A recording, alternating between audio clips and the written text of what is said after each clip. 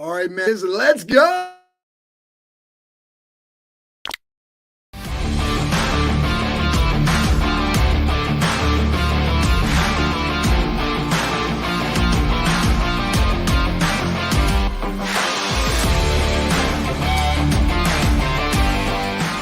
He challenged me. He said, you should meet 2 or 3 people every day. We're talking about how to level up on LinkedIn, engagement, being the go-giver, the idea that being open to opportunity. We're all deal with challenges, but how do you overcome them?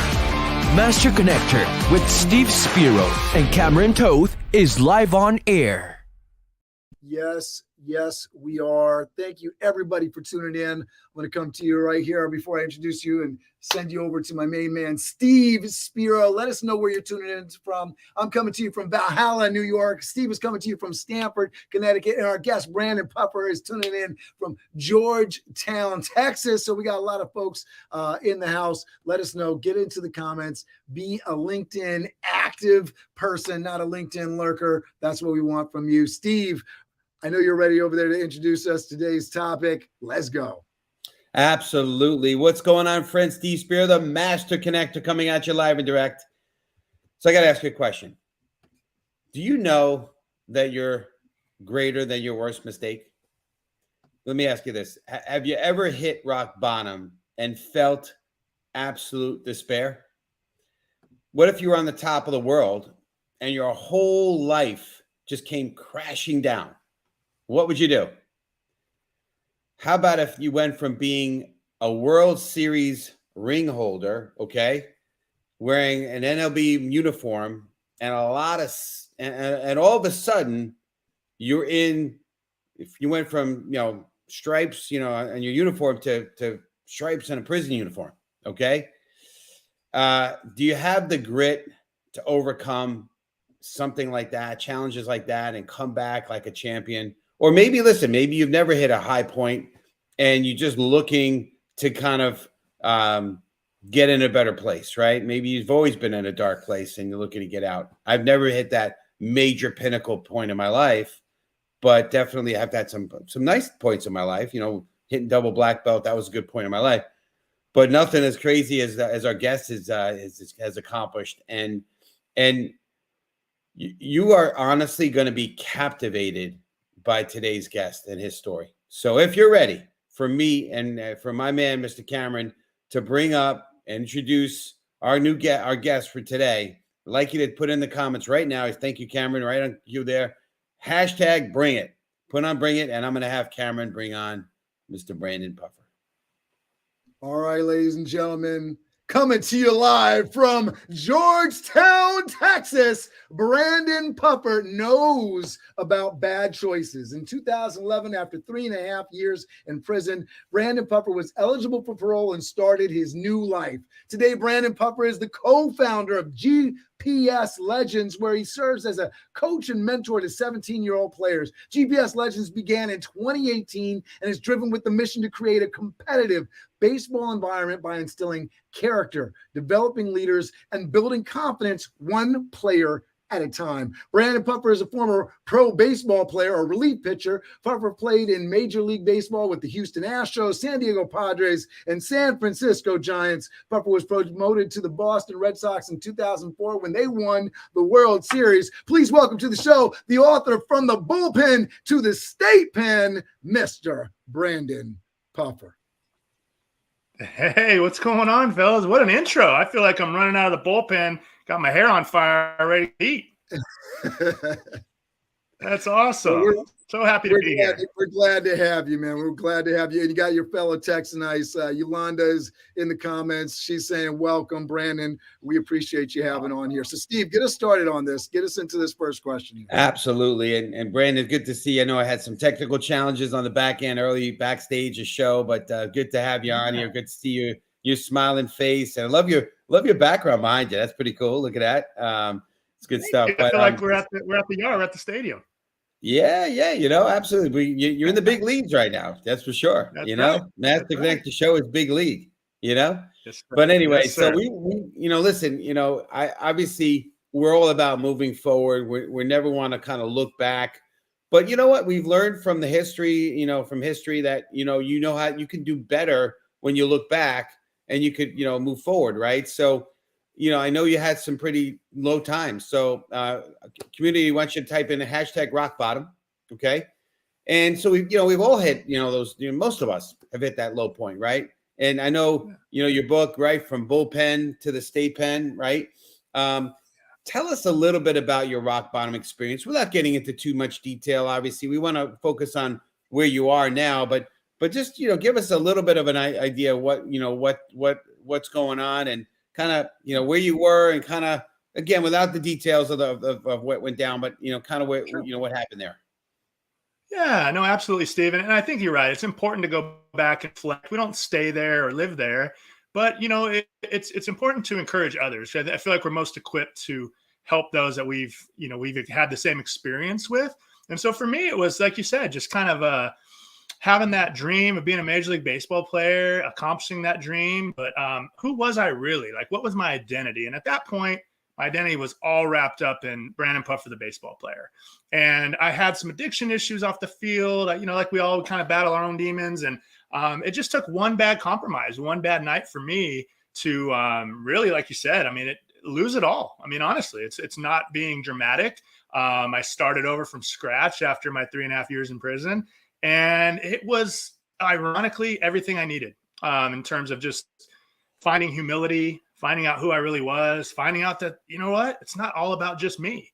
And I needed that. So yeah, going from, the very top to the very bottom, literally in one night with one bad choice, flipped my life upside down. And then, like you said, the beauty of it is the redemption. And that's my story, is to encourage others on, hey, if you've been there and maybe it wasn't as dramatic as mine, but you felt pain and you felt rock bottom, there is life after that. And we have to be intentional about how we go about it. But there absolutely is life and a great life after that. That's awesome. And listen, I can't even imagine or fathom what you've experienced, but I'll just share a little sort of fantasy I've always had, right? As you probably know, I martial arts background, and, there was always this part of me, right? At some points in my training, I got super hardcore. I just wanted to just challenge and test everything about me, and not from an ego standpoint, just from a, if I'm reading, re-listening to David Goggins' book again, and just how he just challenged himself just to kind of break, just to see what he was capable of, right?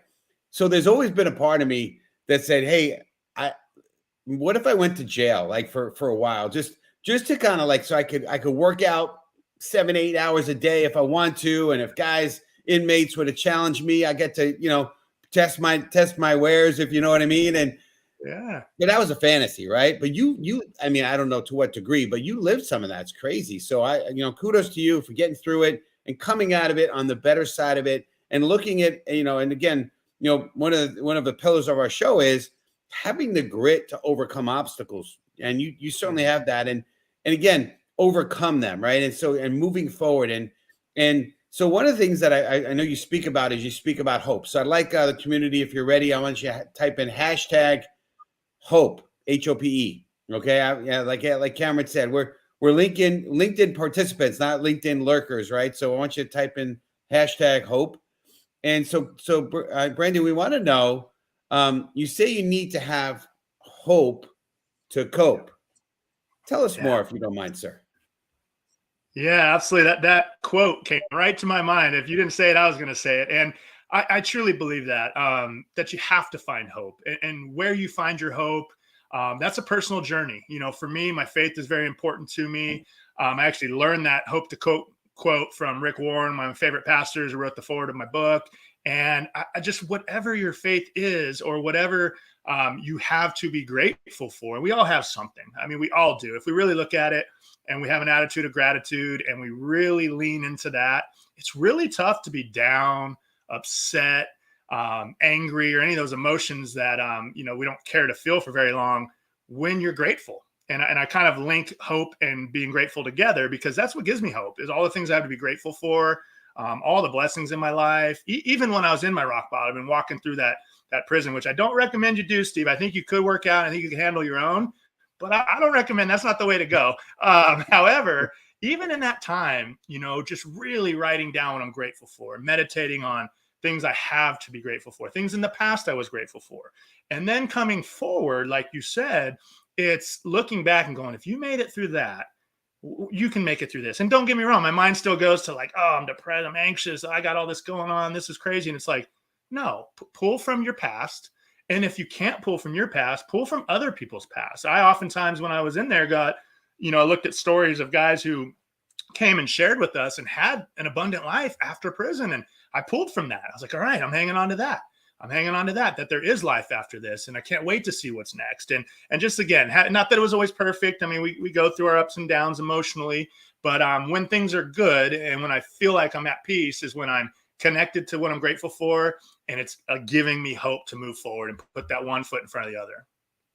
That's awesome. And you spoke about gratitude, and one of the things that I'm a big believer of gratitude. I have every morning I put a little list of 3 things that I'm grateful for, and it doesn't have to be sophisticated. It could be when you wake up, you got air in your lungs, right? You woke up over the ground versus under the ground, if you know what I mean, right?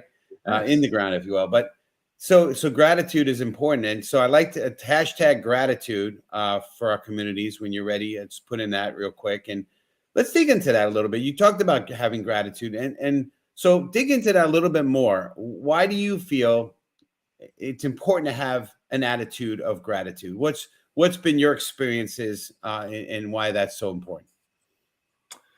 Yeah, I think because it's so easy to get just consumed with self and consumed with everything that's wrong and everything that your failures. And it's just really easy, at least for me, to really dwell on that. And that's a battle for me to this day. I have some real big wins during the day, be it coaching or, encouraging people or whatever it is. And then if I get a negative comment or feedback, I'm going to dwell on that. And it's like, man, why do we do that? Why is that the natural bent? So it's important to, learn from constructive criticism, of course, but really focus on, like I said, just how grateful we are for the positive things that are happening.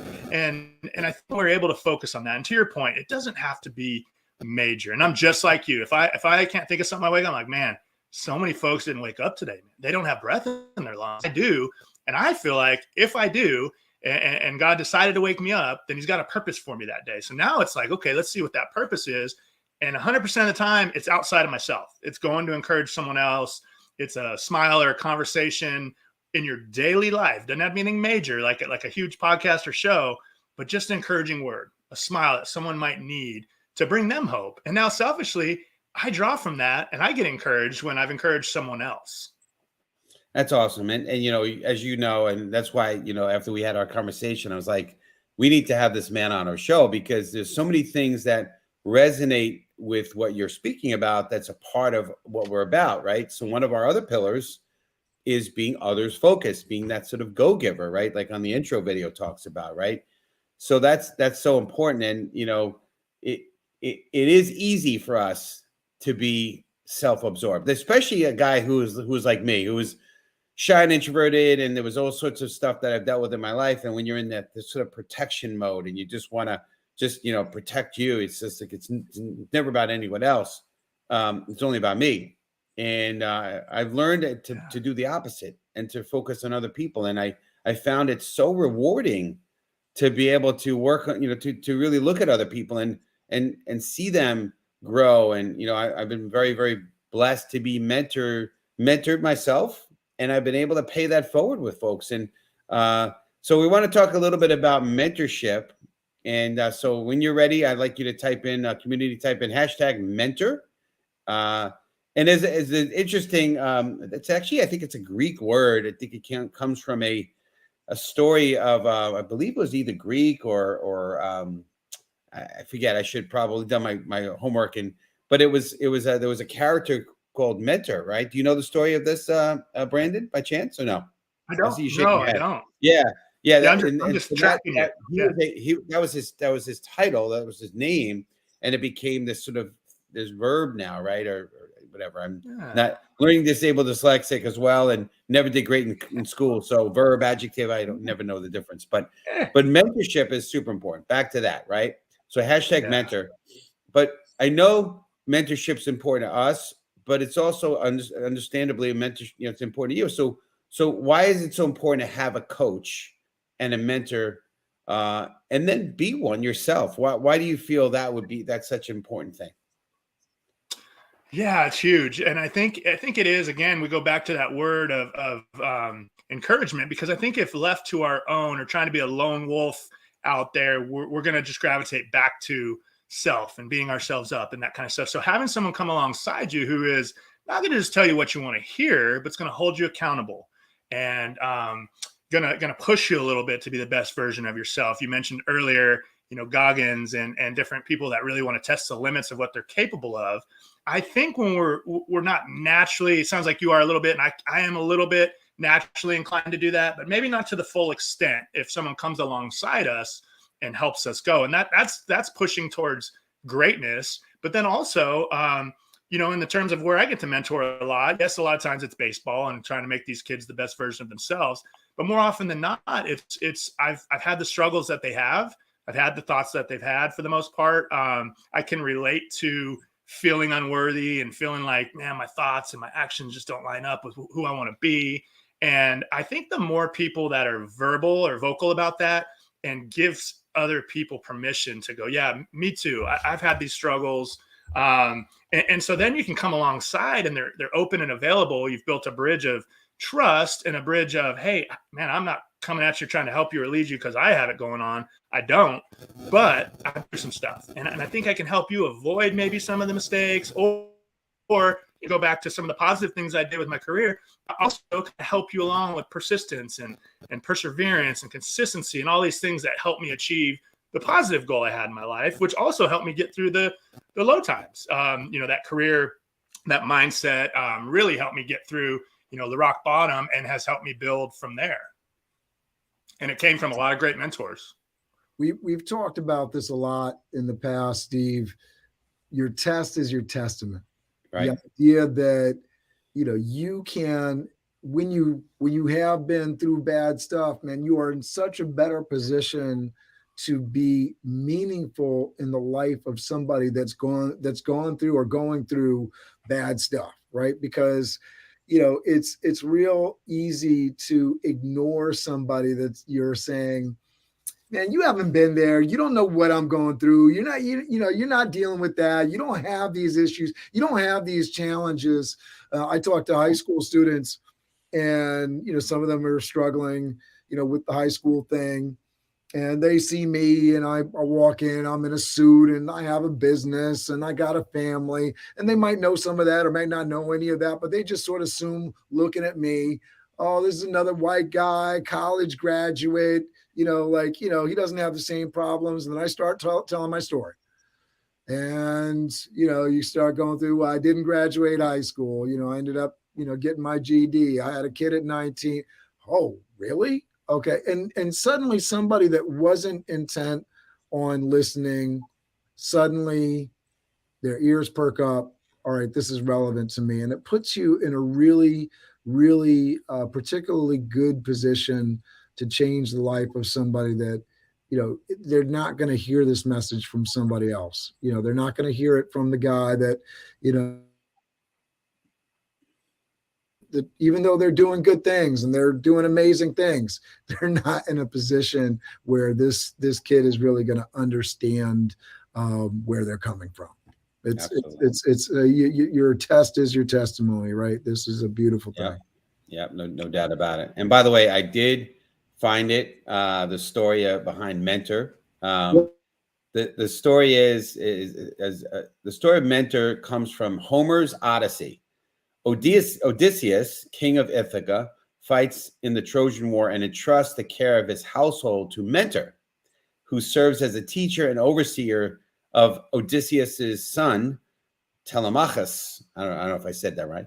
After the war, Odysseus is condemned to wander vainly for 10 years in his attempt to return home. So that is a little bit about little history, little information. I don't know if it's history, but little trivia there about the word mentor. But so important to have someone in your life, and someone who's walked the walk, right? And again, you don't have to. It's not a woe is me thing. It's like, hey, I've been there. I've been in your shoes. I've overcome, and there's nothing that the mentor is going to have gone through. The mentee may have different situations, but it's all translatable, right? And I love the fact that you're mentoring youth. I've heard this many times. I didn't do a lot of sports growing up. I was second singles on my tennis team, and I did some little league. But I know that coaches in general, the good ones go well beyond just coaching you in sports, right? I'm sure you've had many coaches in your life to the level of what you did in terms of MLB and so forth. But they mentor you in many aspects of your life, right? I mean, can you attribute to that, Brandon, at all?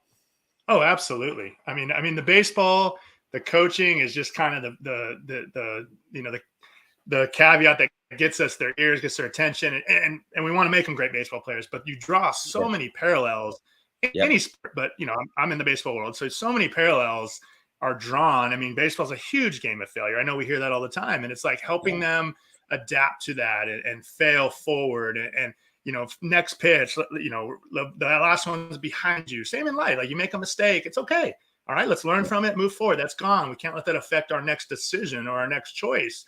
And I mean, I just find, again, to Cameron's point, which was a great one, when I was in prison, folks would come in and volunteer and share with us and automatically bless their heart because they took the time to come in. But if it was a group who came in from a church and just kind of like, feel good and we want to help you and encourage you, awesome. But there's that part of you that's like, you don't know what I'm going back to. You've never been through this. And then all of a sudden someone comes in, hey guys, I've been where you sit. I wore white. I wore the uniform.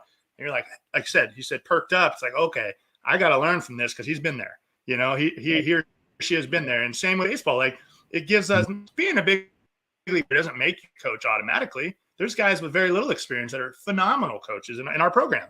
But they do look to you and go, okay, I want to go there. He's been there. Let's kind of figure some stuff out on how we can draw from that and learn from that. Yeah, absolutely. For sure. That's great stuff. Well, I know that you had mentioned earlier how important faith is in your life, right? And it is for me, and I can't speak for Cameron, but I believe he also has a faith walk as well in his own way. So we want to get in hashtag faith for the community to get in there so we could have you participating again. And by the way, feel free to ask questions. We love questions. We love comments. Yeah, we want to hear where you're from and all that good stuff. But yeah, let's get some participation here. If you have any questions for Brandon or for Cameron and I, we want to hear it. So please make sure to do that as well. And make sure you get in the comments and connect with each other. We are the Master Connector Show for a reason. We connect, right? And it's about human connection. It's not just about technology. But so talk about it. So you said that building self-confidence, self-esteem, humility, and respect to the foundation of faith. Can you speak to that a little bit, please? Yeah, no, absolutely. And the way I always put it, Steve, is I believe that we were created with this God-shaped hole in us, right? And so there's just something missing. I know for me when I didn't have it. And so what I did is I tried to fill that with a lot of things, alcohol, drugs, fighting or womenizing or whatever the things may be that were so temporal and just did not fulfill it. There was just never that peace or joy. So when I truly surrendered my life, my faith journey to Christ, and that was right when the bars slammed. I had faith. I grew up in faith. My mom's a pastor. I knew about it, but I'd never surrendered my life to it. Again, I was living a pretty self-absorbed, trying to reach my dreams, that type of thing. And when I surrendered, and unfortunately for me, it took, the bars being slammed behind me and going, hey, this is the next 5 years of your life. At that point is what I thought. Ended up being 3.5. When I surrendered everything and filled that hole with who I believe, created me and had the plan for me, things started lining up. Things didn't get perfect. I still had to walk out in prison 3.5 years every day, but I was more peaceful, had more joy in there behind bars than I did when I was pitching because it was all about me. I knew God gave me a gift. It's not like I didn't give credit for it, but it just truly wasn't living a surrendered life. And so for me, the faith journey and knowing that whatever I go through, and it's not like it's been perfect since on the other side of prison, there's been some great things. Absolutely. There's been struggles. It's okay because there's a plan. There's a plan. We're going to keep walking this out. Some days it's good. Some days it's excellent. Some days are just hard, and that's life. And so that faith has really played a huge journey in me, just trying to keep more of an even keel as I work through life. And again, the biggest thing is just in the faith journey. One of the first things you're learning is it's not really about you.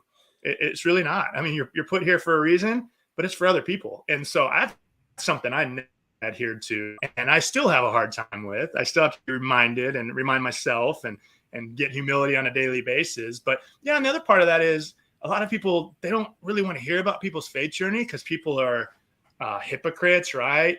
I know I can be, absolutely. Well, it's like, we're people, man. Don't base your journey or your walk with God on what other people are doing. We have expectations for people that maybe aren't fair. It's like, no, man, I'm not God by any means. And I do make mistakes, but I know where I am in my life when that's a focus and where I am in my life when it's not. And it's pretty scary. And if people are real with themselves to go, what am I really capable of? Just left to my own devices and going down my own thought patterns and paths and that out. So it's a huge moment for me, or a huge element of my walk. And a mic drop moment as Cameron just put that up on the screen there. That's awesome. Yeah, I want to just jump in and say it's really something that I'm searching for. I'm always hiring people, but right now we're hiring for our hiring manager position role. And so, when I'm asking waiters and bartenders and kitchen assistants, because it could be a part-time job, it could be a full-time thing for them, I don't ask the question really, like, I don't go hard and in depth on why do you want to be a waiter or a bartender. But for this hiring manager role, which is more of a full-time position with the company, I'm asking people on this great, LinkedIn kind of thing, why do you want to do this role? And as you were talking about, sort of opening yourself up to something beyond yourself, that's what I'm looking for. Are you just there to get a check and just to serve you? Are you looking to serve something outside of yourself? I'm trying to sort of figure out what's the answer. What's the perfect answer, Cameron? The perfect answer is something that is authentically, I want to do this because it serves XYZ somehow, and not just I'm going to be a good fit. I get a lot of these kinds of answers of like, oh, I'll be a good fit for the role. It'll allow me to grow. It'll allow me to. No, like that's not what I'm looking for. Does it serve your spirit? Does it allow you to serve other spirit? That kind of thing. And say, well, what does a job have to do with spirit and faith and religion? Man, my mantra is we're making people's lives better. And so if you're not about getting into this role to make somebody's life better, then I don't want you in that role. Oh, that's huge. And I mean, I just think back to a verse that popped in my head, Colossians 3:23, and everything you do work as if working for the Lord and not for man. You don't really have to have faith to be a Christian to know that if you're doing everything just to help others and enlighten others, encourage others, you're going to get that right back in return. I mean, if you just believe in whatever, the earth, the vibrations or whatever, hear a lot of different things that are all great. That kind of servant heart is going to bring all that back to you. No doubt about it. No doubt. Well, I want to just dig in on this a little bit. And Cameron, I don't know if you saw the audible I just called here. I just want to dig in on purpose a little bit. So write in #purpose, right? And I, you kind of touched on it. I think it's too important to not get into that a little bit, right? We all have a purpose. I believe we're not here by accident. We're not some, accident that happened. We are here. And I believe for me, and I want to hear your purpose and why you think we are here. But for me, I believe it is to make an impact and to make a difference and to help others and to really bring people to the light. Okay. And you could interpret that how you want to. I think, Brandon, you know what I mean. All right. But we try to keep this, friendly for everybody. So it's not like a super, religious kind of, but I believe there's light and we need to bring people to that light. And so that's my purpose, right? Is to be the light and to uplift, inspire, the city on the hill, right? We are the light, right? So curious, why do you feel we're here? And you kind of touched on it. I just want to kind of maybe put an exclamation point, underline, bold, italicize it, And what's your purpose specifically? Yeah, that's great. And I think you have to know that you have a purpose to really thrive. I mean, you have to. If there's no purpose, then why am I doing this? What am I doing? Right. And so for me, it's funny you use the word be the light. Literally, when I'm walking into a practice, I'm walking into the gym, I'm walking into a facility, whatever I'm doing, my prayer is help me be a light in this place. Help me to encourage at least one person. And my presence is my power. So I literally walk in everywhere I go thinking that. And my hope is that I think my purpose, I'm kind of like dancing around it, but let me go back. I know my purpose is to be an encourager. I mean, that's 100% one of my strengths. And I have just found it. I get so much joy out of it. Just encouraging people, man. If it's just a phone call with a buddy who's struggling, or again, walk by someone and smile and they smile back. You can feel when people are feeling a weight of something or feeling heavy. If you're aware, right? And I didn't used to be so aware, but being aware of what others are going through and trying to encourage them, I believe is my purpose. If I could literally just kind of lock it into one word, it would be an encourager. I love that. And, I mean, we see it, right? Especially now with social media. You saw it in MLB, right? There was a lot of big ballers, so to speak, out there, right? That have these huge, jet setter lifestyles. They have the jet, and that's great if you want that. But, my definition of success, and I'm not going to turn that down if that comes, but that's not my purpose. That's not what defines me. To me, what true success is, how many people are better off because we are here and we were here, right? To me, that's true success. It's about other people. So I appreciate your mission and your purpose. And I love that. And I'd like you to, I need you to write. I didn't take notes. I'm trying to not to be looking like I'm distracted on screen here, but the three things you say before you go into the gym, I'd like to get that written out somewhere. And or maybe you could repeat it. Maybe Cameron would be so kind as to type it out for us. Could you repeat it? Would you mind? Yeah. So wherever I'm walking through the parking lot. I'm saying, God, make me be a light in this place, right? Help me to encourage one person. And I say, my presence is my power. So meaning just being there, try to make this place a better place. And it doesn't happen by walking around grumpy or arrogant or any of these things.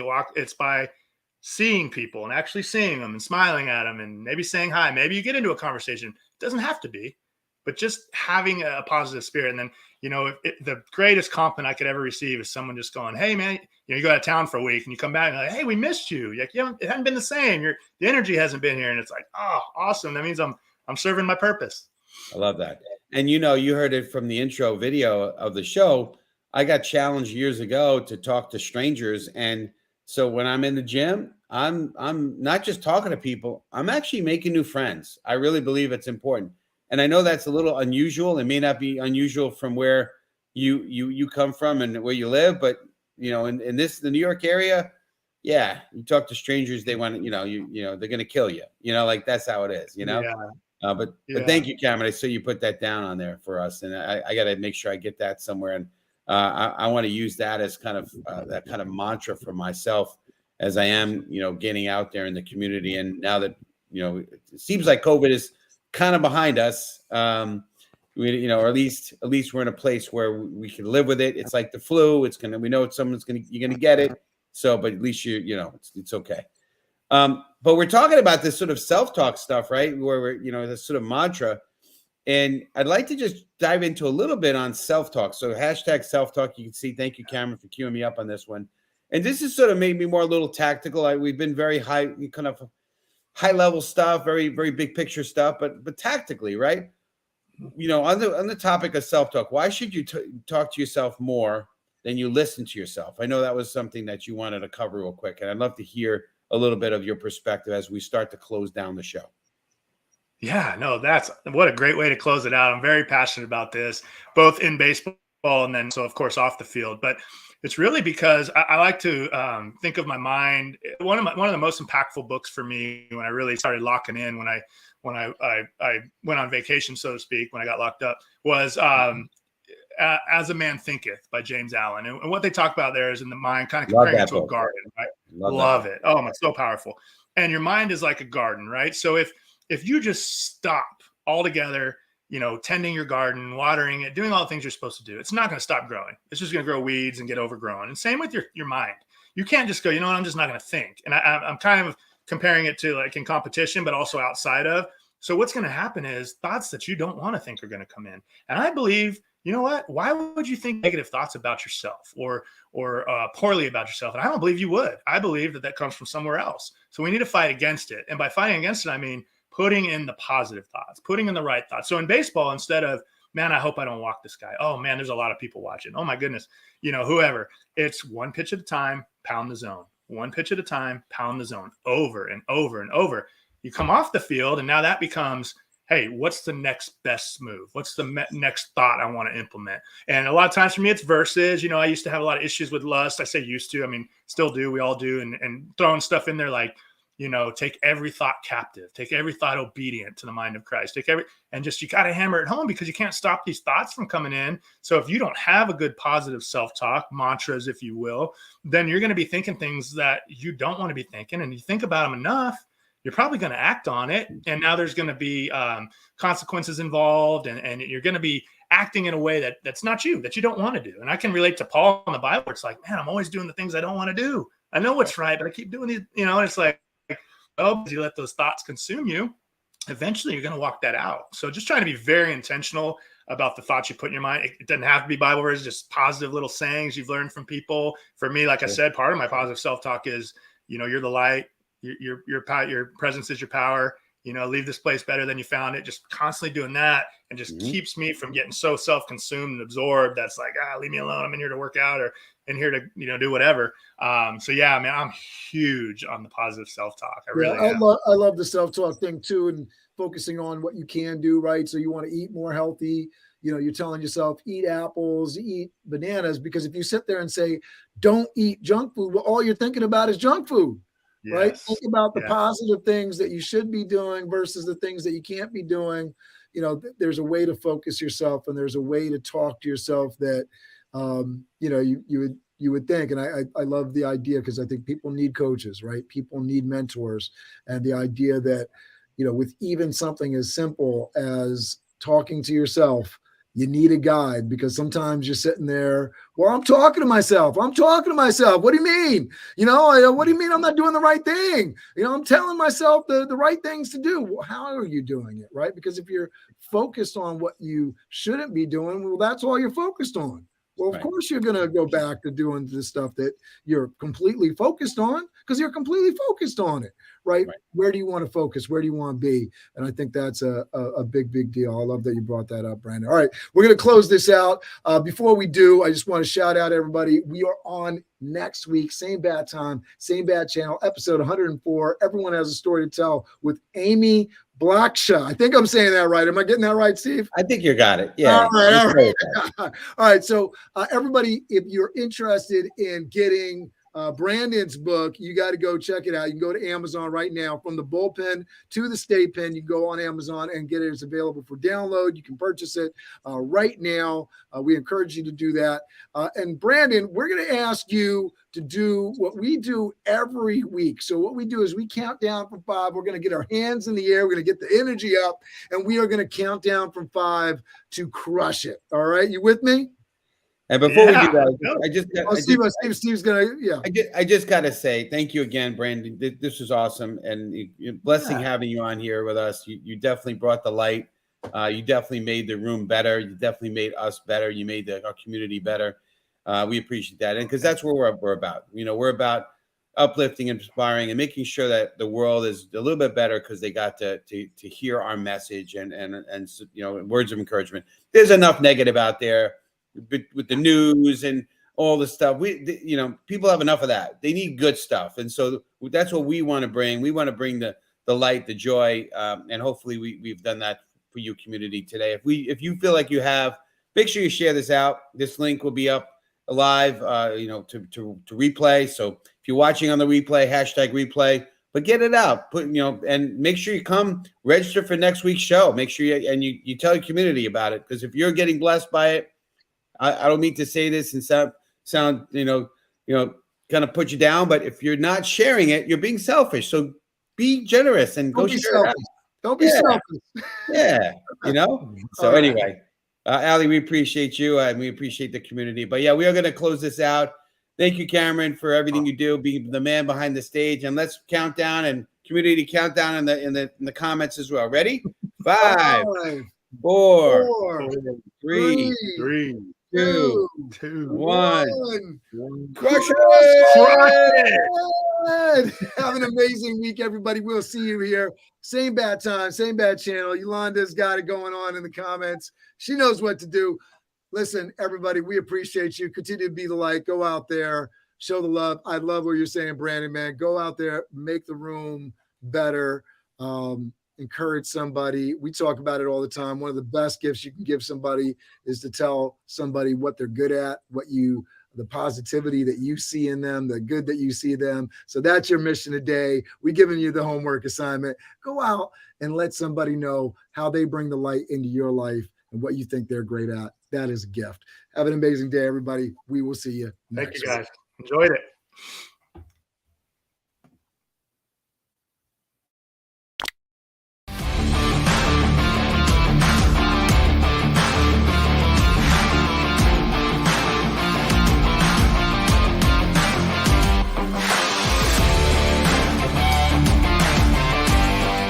You know, he challenged me. He said, you should meet 2 or 3 people every day. We're talking about how to level up on LinkedIn and engagement, meaning the go-giver, the idea that being open to opportunity. We all deal with challenges, but how do you overcome that? Master Connector with Steve Spiro and Cameron Toth is live on